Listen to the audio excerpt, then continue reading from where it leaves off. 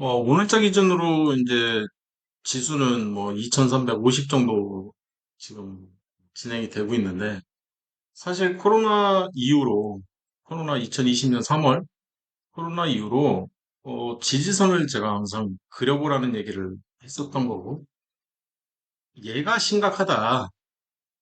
이쪽에서 이제 살짝 깨졌잖아요. 깨진 이후로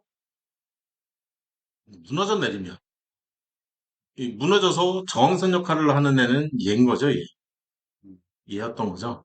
근데 이때만 해도 장대음봉이 나오지는 않았어요. 아직. 그죠?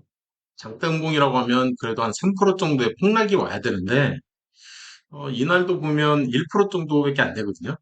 이, 이날도 보면 1%, 이날도 보면 1%. 그래서 장대음봉이라고 할 만한 애는 없지만, 어쨌든 이 장기 지지선은 무너졌던 거죠. 이쪽에서. 그리고 이제 이때만 해도 제가 이제 어떤 얘기를 하냐면, 이 정고점이 여기서 이제 최고 지수를 만들어낸 거잖아요. 그래서 이 오른쪽에서도 치고 올라갈 가능성도 없지 않아 있는 거죠. 아직은. 그렇지만 이 지지선이 무너지고 난 이후에 이 고점이 만들어졌을 때 이 고점이 이 얘를 갱신을 못하고 이제 좀 더 밑에서 형성이 됐단 말이에요. 그게 위험한 이제 신호였던 거죠. 삼산 우리 배우잖아요. 이 삼산처럼 좀 위험한 봉이 되는 거고, 이 1년짜리 장기 지지선이 무너진 이후에 나온 얘는 이제 확실한 거죠. 그래서 이 확실한 봉 이후에 지지선이 하나가 더 그려지잖아요. 이 오른쪽에. 그래서 이날 나온 봉은 굉장히 위험한 봉이거든요. 이날 나온 봉 자체. 그죠? 여기서 나온 애는 사실 위험하죠. 그래서 이제 저도 이제 이때부터도 고민을 좀 상당히 많이 했고, 와이프하고도 이제 상의를 좀 상당히 많이 했었지만, 이때도 견뎠는데, 이걸 못 견디겠냐, 설마. 그랬는데, 이게 이제 시간이 지금 거의 1년이 지나가 버린 거죠. 근데, 주식은 어차피 오르락내리락 해요. 오르락내리락 하는 거고, 지금 이제 코로나 이후에, 이, 이때까지만 해도 이제 금리도 그렇고 이제 괜찮았죠. 그리고 양적 완화까지도 다 했고, 그렇지만 이제 금리를 올리기 시작한 거잖아요, 이쪽이. 근데 이런 현상은 어차피 매번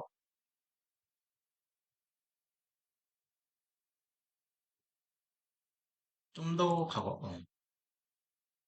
자, 1998년 여기죠. 그죠?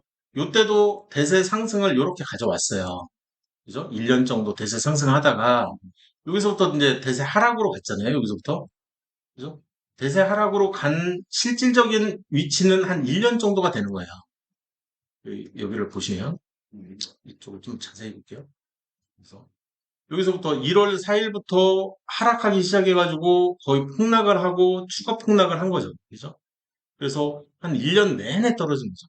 그래서 12월, 1월, 12월 말, 1월 초, 그죠? 그때까지도 이제 계속 하락을 한 거잖아요. 1년 동안 떨어진 거죠, 1년 동안. 1년 동안 여기서부터 이렇게 쭉 떨어져가지고 여기까지 간 거죠. 이렇게. 그리고 나서 그 다음에 거의 1년 가까이 이제 여기서부터 횡보를 이렇게 했다라고 생각을 해도 되는 거고. 그죠? 횡보 기간이 굉장히 길었던 거죠, 어떻게 보면. 박스권에서. 그리고 박스권을 벗어나고 나서는 또 대세 상승으로 다시 이어지고. 내년이 이러지 않을까라는 생각을 가지고는 있어요, 저도.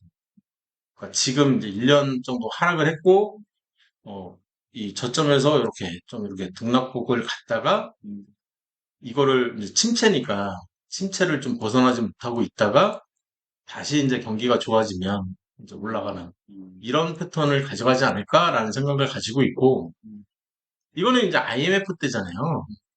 이건 IMF 때고, IMF 때 이 차트가 이렇게 나왔던 거고, 금융위기 때 차트를 이렇게 보시면, 금융위기 때도 보시면 굉장히 위기가 왔죠.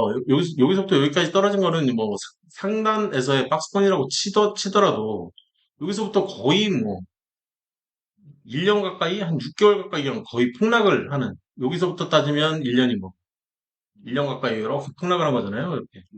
그죠? 얘도 마찬가지죠. 이렇게 폭락했다가 한 3개월에서 6개월 정도 이렇게 횡보했다가 다시 대세 상승을 하는. 근데 지금 여기서부터의 대세 상승이 얘는 좀 오래 갔죠. 이렇게 한 1년, 2년 정도 간 거죠. 그죠? 2년 정도 갔다가 얘는 이제 시그널을 확실하게 줬어요. 이쪽에서는. 이 오른쪽에서. 그죠? 이 오른쪽에서 이렇게 개파락도 하고 마이너스 3%막 이런 개파락을 해가지고 장대 음봉 신호를 확실하게 줬기 때문에 이쪽에서는 이 오른쪽에서는 이제 대응을 좀 할 수도 있지 않았겠나라는 생각은 들어요. 그래도 여기서부터 이 4월에서부터의 폭락은 진짜 무시무시했겠죠. 여기서부터 여기까지는. 그죠? 근데 한도 끝도 없이 떨어지는 건 아니라는 거죠. 결국에는. 그죠? 다시 이제 이 반등해서 올라가니까. 그리고 나서 팍스콘이 이제 오랜 시간 이제 지속되어 왔는데 그, 그 박스권을 이제 한번 벗어났다가 다시 폭락했다가 이제 다시 재상승하는 이런 형태를 보였던 거죠. 그러면 지금의 이 폭락이 한도 끝도 없이 이제 계속 폭락을 할 것 같냐. 여기도 보시면 여기서부터 이제 계속 폭락을 하잖아요. 이렇게 하락을 하잖아요. 대세 하락을 해도 뭐 한 1년 안 가서 다시 이제 반등이라도 하잖아요. 그러면서 이제 추가 하락을 물론 하긴 했지만 그래도 또 반등을 하게 되고 이런 게 이제 이 오른쪽에서 보여야 되는 보여야 정상인 거죠. 어떻게 보면. 그러면 언제쯤 반등이 언제쯤 이제 될 것 같냐라고 했을 때 저는 항상 이제 저항선을 먼저 보잖아요. 이렇게 저항선. 이 시작은 여기니까. 최고 지수를 기준으로 해서 대세 하락은 어쩔 수 없다. 그 상태에서 한 번 더 이제 여기서부터 이제 급격히 더 꺾인 거잖아요. 얘도 택도 없는 거죠. 사실. 그리고 나서 한 번 더 꺾이는 게 이쪽에서 한 번이 더 꺾인 거죠. 이렇게. 그래서 얘를 지금 돌파를 못 하고 있는 거죠. 이 내려오고 있는 애가. 그러면 여기서 반등을 한다고 한들 2600까지밖에는 반등을 못 하지 않겠냐라는 생각이에요. 저는. 이 오른쪽에서 반등을 해봐야.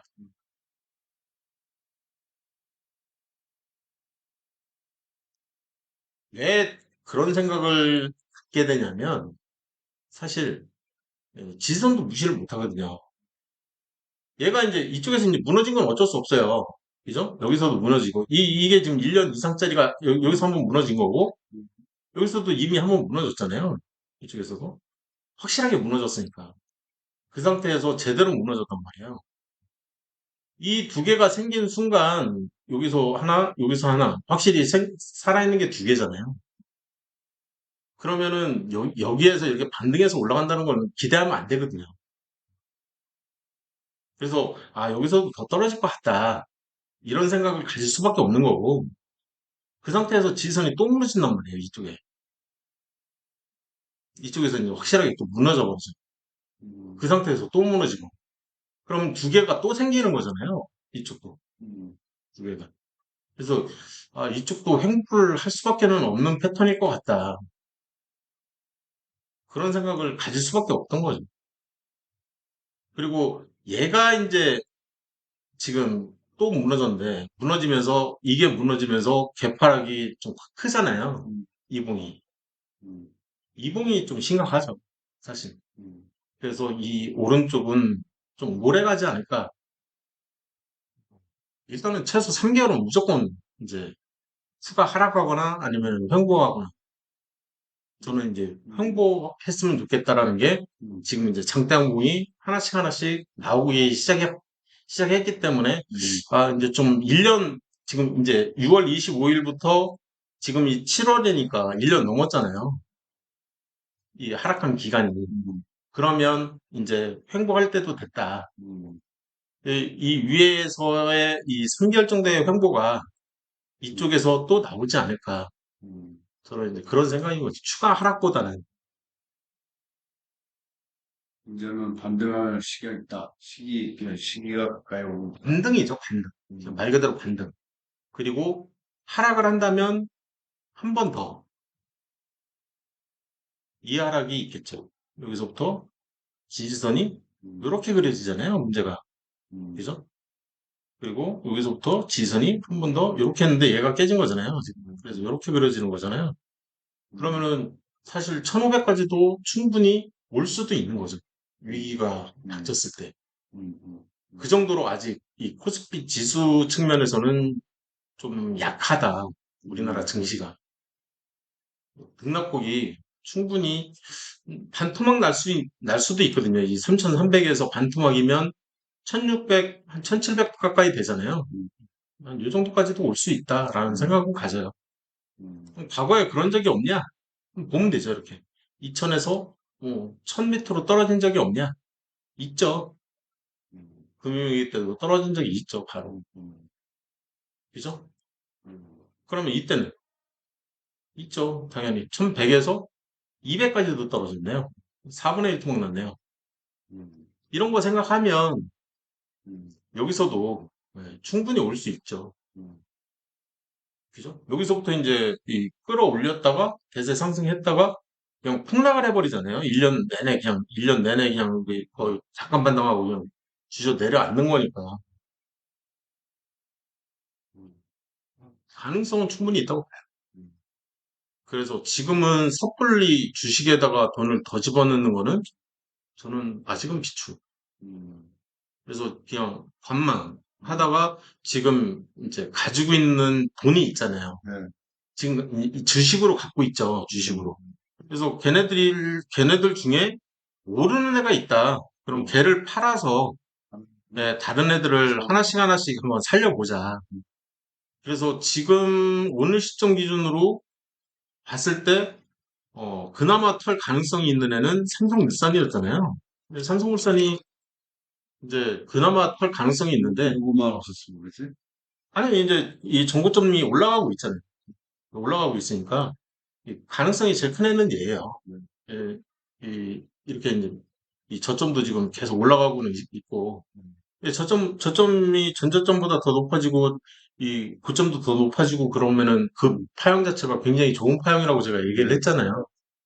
더군다나 이제 대형주고, 음, 쌍끌이고, 기관 외국인, 이렇게 봤을 때, 음, 쌍끌이 중인 종목이고, 그러면, 뭐 나쁜 선택은 아니라는 거죠. 그래서 제가 이 기관도 보면 여기서부터 이렇게, 여기서부터 봐도 그렇고, 이렇게 보이지만, 사실 여기서부터 이렇게 6개월 이상짜리 했을 때, 여기서부터는 이제, 순매수로 봐도 될 것 같다.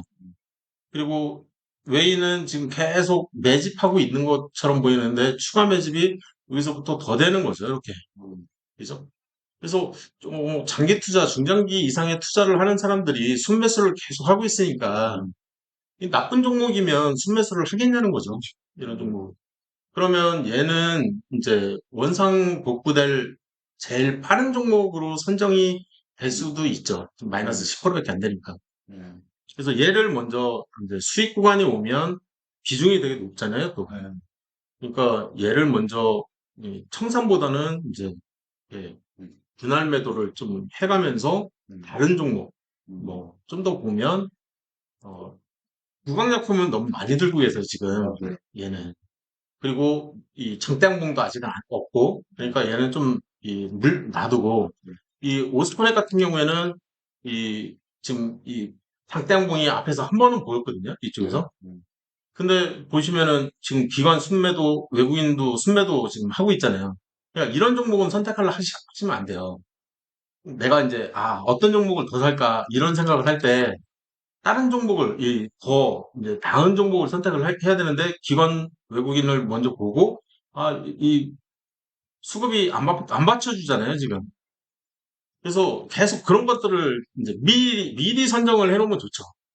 딱 봤더니 이제 ITM 반도체는 웨이는 이제 다 나간 것 같아요. 이제 웨이는 이제 다 나갔어요. 음, 나갔고 이제 지금은 이제 그렇고 이 기관이 이제 좀 사고 있잖아요. 지금 기관이 이제 순매수를 하고 있으니까 얘는 그러면 지금이 이제 어느 정도 저점이 만들어지고 있는 거 아니야? 이런 생각을 가질 수도 있는 거는 이 ITM 반도체 이제 선정을 이런 식으로 하겠다라는 거죠.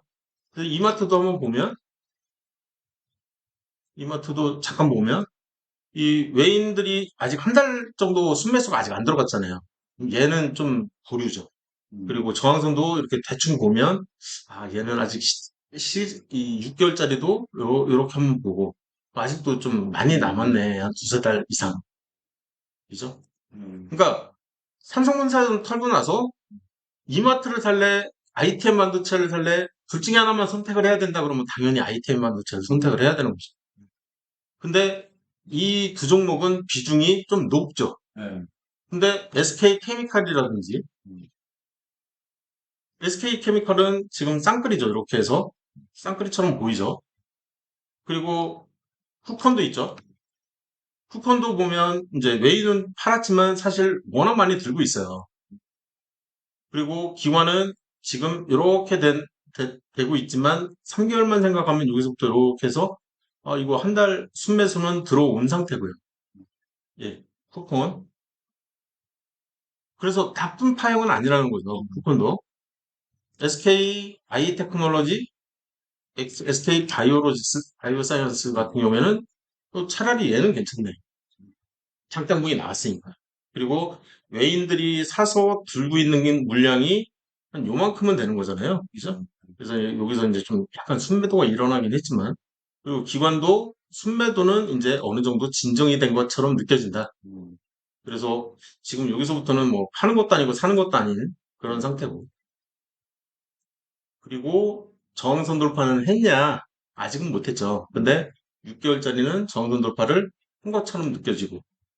그러면 얘 같은 경우에는 음, 비중이 좀 적다면 비중을 좀 늘려줘도 되지 않을까? 이런 음, 생각이 좀 없잖아 들어요. 음, 그죠? 음, 그러면 ITM 반도체하고 SK케미칼하고 음, 푸콘하고 SK 바이오사이언스 중에 이제 골라야 되잖아요. 근데 봤더니 SK 바이오사이언스는 뭐 이 마이너스 한 뭐 음, 30 몇 프로, 40 몇 프로 비슷해요. 음, 근데 비중이 제일 작은 게 이제 SK 바이오사이언스고 강대양봉까지도 나왔잖아요, 얘가. 네, 그러면 얘를 선택하는 게 낫지 않을까? 음, 그런 생각이 좀 드네요. 음, 지금 오늘 시점 기준으로. 다른 애들은 장대양봉이 없잖아요. 네, 그래서 장대양봉이 있는 애를 고르는 게 낫다. 음, 그래서 그러면은 이제 전략이 이제 좀 세워지죠. 삼성물산 음, 비중을 축소를 하게 되면 음, SK 바이오사이언스를 좀 키우고, 비중을 높여야 되겠다. 음, 그러면서 내 평단가는 좀 낮춰놓는 게 좋을 것 같다. 음, 얘를 늘려놔야 되겠네요. 음, 다른 애들보다는. 그럼 됐죠. 네, 여기까지 해서 뭐 이해 안 되는 거 있으면 질문하시고요. 그러니까 지금은 이제 어떤 시점이냐라고 했을 때 처음에 작년 저한테 오셨던 게 한 10월인가요? 작년 9월인가요? 음, 작년 9월이면 이때요, 이때. 음, 이때 저한테 오셨을 때 이미 저는 이 얘기를 했어요. 오시자마자. 그죠? 음, 깨졌고 무너졌다. 대세 될 거다. 음, 그러니까 대세 하락이 된다면 이 대세 하락을 생각을 안 할 수가 없다. 음, 그리고 일반적으로 하반기는 상반기는 오르고 하반기는 떨어지는데 지금 이제 하반기에 오셨기 때문에 이 예상을 해야 된다는 거죠. 하반기에 떨어지는 거는. 그래서 여기까지는 이제 이 하반기니까 그러니 해야 되는 거죠. 그죠? 근데 이제 여기서 추가 폭락을 하는 거는 음, 저로서는 이제 좀 예상 바뀌었기 때문에 음, 잘 경험하고 계시는 것 같아요. 사실 이런 폭락을 한번 경험하기가 이게 지금 몇 년에 한번 나올까 말까 한 그런 패턴이잖아요. 그죠?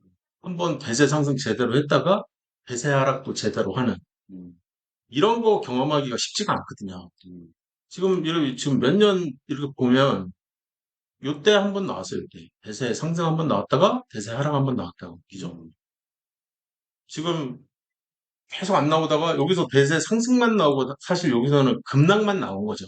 1년 동안 내내 떨어진 건 아니니까. 음, 여기에 한 번 나오고 음, 그죠? 두 번 나왔네요. 두 번. 음, 지난 20년 동안. 음, 지난 20년 동안 두 번 나온 거예요.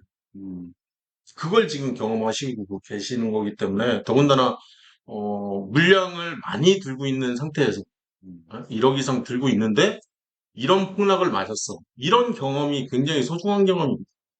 그런데 나는 손절 안 했어. 그래서 이거를 그대로 경험을 다 하시는 거죠.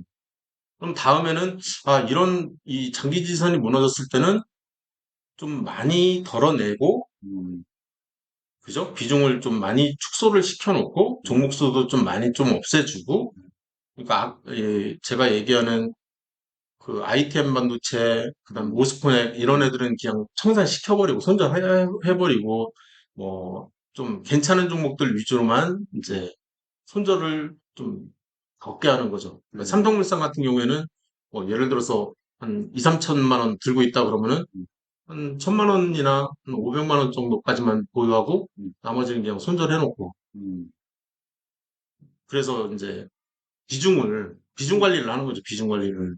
그렇게 해서 만들어 놓은 돈을 이쪽에 저항선 돌파를 하면 좀 대세 상승할 때 좀 사야 되겠다. 음, 그리고 그럼 이런 대세 하락장에서는 어떻게 했으면 좋겠냐라고 했을 때 한 800개는 답이 없어요. 음, 장기 투자를 하겠다 이런 생각보다는 그냥 초단타 오늘 사서 오늘 그냥 바로 파는. 음, 근데 오늘 팔아야 되는데 이게 수익이 안 났어 그러면 그냥 손절해버려야 돼. 그런 식으로 그냥 대응을 하는 게 낫지 않겠나. 왜냐하면 이 S2였던가요? 상한가는 무조건 나와요. 음, 매일 나와요, 매일. 음, 그래서 이런 종목들 가지고 이 상한가를 치는 종목들 있잖아요. 네, 이런 종목들 가지고 이, 이런 시점에 보시면 앞에서 이미 장대 항목 나왔잖아요. 음, 그러나서 음봉 나왔잖아요. 음, 음봉을 절반 이상 치고 올라가는 시점에서 타이밍 잡아가지고 사라고 했잖아요. 그죠? 그래서 이제 분봉으로 이렇게 접근을 하는 거죠. 그래서 이제 그런 타이밍 잘 잡아서 음, 이제 사면 이제 음, 괜찮아지는. 음, 그러니까 그런 매매법을 선택을 해야 되는 거죠. 그리고 나서 청산을 해야 되는 거죠. 음, 이 지선으로 이쯤에서는 그냥 청산. 내가 음, 이쯤에서 다시 샀다 해도 청산. 음, 이런 매매법은 이제 다음 시간에 배울 거고. 네, 여기까지 뭐 대충 네, 됐죠? 네.